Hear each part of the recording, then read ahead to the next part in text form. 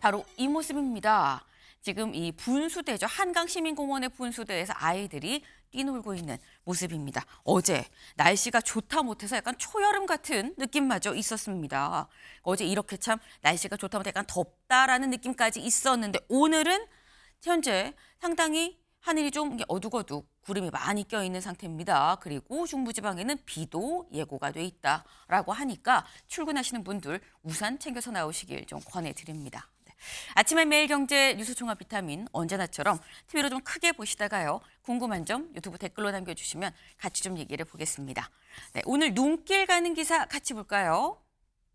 네, 대선 특집이죠. 오늘은 이 기사를 갖고 왔습니다. 이 4년 연임 개헌에 임기 단축으로 맞불을 놨다라는 거예요. 이재명 후보 개헌 이슈를 꺼냈습니다. 분명 내란 종식이 더 먼저입니다라고 이재명 후보 얘기를 했었는데 이번에 먼저 4년 연임제 합시다. 그리고 결선 투표 도입합시다라고 얘기를 했다라는 거죠. 근데 문제는 이거를 김문수 후보가 우리 4년 연임 말고 중임제 합시다. 그리고 당장 이번 대선 이번 임기부터 3년으로 좀 축소해서 다음 총선 대선 같이 하는 걸로 동시로 좀 이 시기를 좀 맞춰봅시다라고 이런 임기 단축 카드를 내밀었다라는 거죠. 받고 더블 이런 느낌이 좀 없잖아 있죠. 뭐 쉽게 얘기하면 이런 얘기입니다만 자세히 좀 볼까요?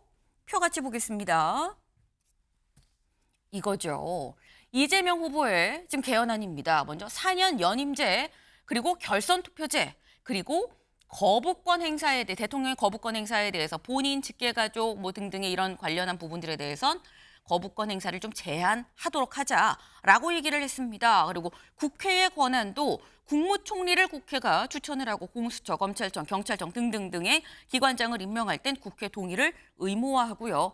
비상명령, 계엄 선포 땐 역시 국회 사전 통보 및 승인이 있어야 된다라고 얘기를 하고 있고요. 그리고 이 사정기관의 권한에 대해선 검찰의 영장 청구권 독점 규정 폐지하고 감사원을 국회 관할로 국회로 좀 이관하자라고 얘기를 했습니다. 그리고 5.18 정신 헌법에 수록하자라는 게 이재명 후보의 생각이고 김문수 후보는 뭐라고 얘기를 했느냐. 아까 이렇게 받아쳤다라고 말씀드렸죠.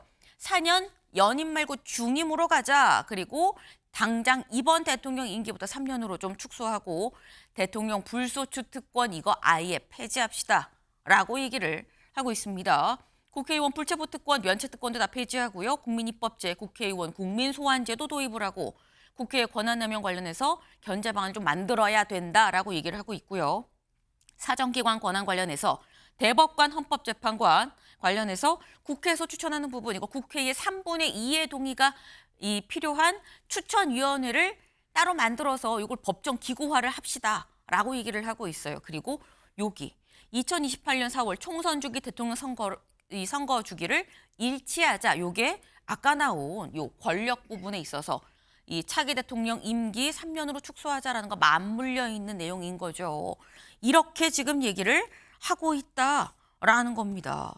근데 이창근 위원님, 국민의힘에선 이렇게 얘기를 하고 있습니다. 이재명 후보가 왜 4년 중임제를 얘기하다가 연임제로 말을 바꾼 거예요? 라고 비판을 지금 하고 있는데 사실 일반 국민들은 중임제, 연임제 이게 무슨 차이야? 라고 생각할 수 있거든요. 가장 핵심은 이거죠. 이제 중임보다 좀 확대된 개념이 연임인데 네. 김문수 후보는 4년 중임제를 얘기하면서 미국식 중임, 다시 말해서 8년이 최대치 할 수 있는 대통령의 임기입니다. 하지만 이재명 후보가 4년 연임을 내놨지만 횟수 제한과 관련해서 내놓지 않았어요. 네. 그러다 보니까 상황에 따라서는 계속 할 수 있다는 거죠. 아, 장기 집권하는 그렇습니다. 거 아니냐? 네, 그래서 나치식 장기 집권이 가능한 거 아니냐. 그래서 횟수 제한에 대한 얘기가 없다. 이것을 분명히 지적하고 있는 거고요. 네. 그래도 그나마 다행인 것은 이재명 후보가 개헌에 한 발짝 물러서 있다가 본인의 안을 내놨지 않습니까? 네. 그리고 방금 말씀드린 그 차이도 가장 크지만 중요한 것은 대통령의 제왕적 권한을 빼는 건 좋아요. 하지만 국회의 권력이 지금도 너무 세잖아요. 국회를 제어할 권력은 없는데 네. 이재명 후보가 제시한 안을 보면은 국회 권한을 더 주는 거거든요. 근데 반면 김문수 후보는 국회의원 소환제 그리고 국회의원은 지금 탄핵도 받잖아요. 그래서 탄핵을 받지 않기 때문에 국회의원들 어떻게 하면은 권한 남용을 견제하느냐 이 부분도 제도화하자는 거기 때문에 공헌이 이제 국민들한테 넘어갔습니다. 양 후보의 안을 가지고 국민들이 이번 개헌안을 지금부터 선택을 해주셔야 됩니다. 예. 네, 공은 이제 국민들한테 넘어갔다라고 말씀하시면서 뭐 어쨌거나 이재명 후보가 개헌을 다시 얘기를 하고 나온 거는 참 반가운 일이긴 한데 근데 국민의힘 입장에선 좀 걱정되는 부분이 지금 이 김진욱 대변인님 이거 왜 횟수 제한을 안 놓고 연임제로 가자 그리고 장기 집권하려는 거 독재 생각하는 거 아니야? 지금 이게 국민의힘의 주장이에요. 독재는 과거에 박정희 대통령이 했던 게 독재라는 것이고요. 장기 집권도 박정희 대통령이 했던 게 장기 집권입니다. 지금 어제 이재명 후보가 개헌 관련해서 이 화두를 던진 것은 네. 앞으로 개헌에 대해서 국회 개헌 특위라든지 이쪽에서 논의를 해 주십사 하는 부분을 얘기하는 겁니다. 일단 4년 연임제와 중임제는 다른 것이죠. 네. 연임제는 연속해서 2번까지 할 수 있다라는 거고 중임제는 한 번 건너더라도 2번까지는 할 수 있다 이런 거 네. 아니겠습니까? 그런 측면에서 연임제가 장기 집권이 될 가능성은 거의 없다. 왜냐하면 연임제에서 이 선수의 제한은 별도의 개념이기 때문에 그건 따로 만들면 되는 거예요. 예를 들면 1962년도 제5차 개정 헌법에 보면 대통령의 임기는 4년이다. 네. 1차에 한해서 중임할 수 있다. 이렇게 규정되어 있습니다. 그러니까 이 몇 번을 할 것인가 하는 부분은 별도로 지정하면 되는 것인데 마치 이것을 연속해서 2번 하고 또 몇 번 쉬다가 또 다시 2번 해가지고 장기 집권할 수 있는 것이다. 이런 식의 뭐 러시아 푸틴 대통령까지 그 사례를 들어가지고 저희를 공격하는데 그런 공격의 시점이 아니다. 네. 김문수 후보가 지난 경선 과정에서는 임기를 줄이는 것에 대해서는 부정적인 입장을 보이다가 갑자기 임기를 3년으로 단축하겠다라고 급선회한 이유부터 먼저 밝히시는 것이 순서 아닐까 싶습니다. 이 부분 짧게 얘기를 들어볼까요, 이창근 의원님? 왜 갑자기 입장을 선회했냐라는 뭐 거예요. 이재명 후보의 발표와 연관이 돼 있죠. 왜냐하면 이재명 후보는 이렇게 본인이 개헌안을 내놨고 그리고 본인이 적용을 하지 않는다.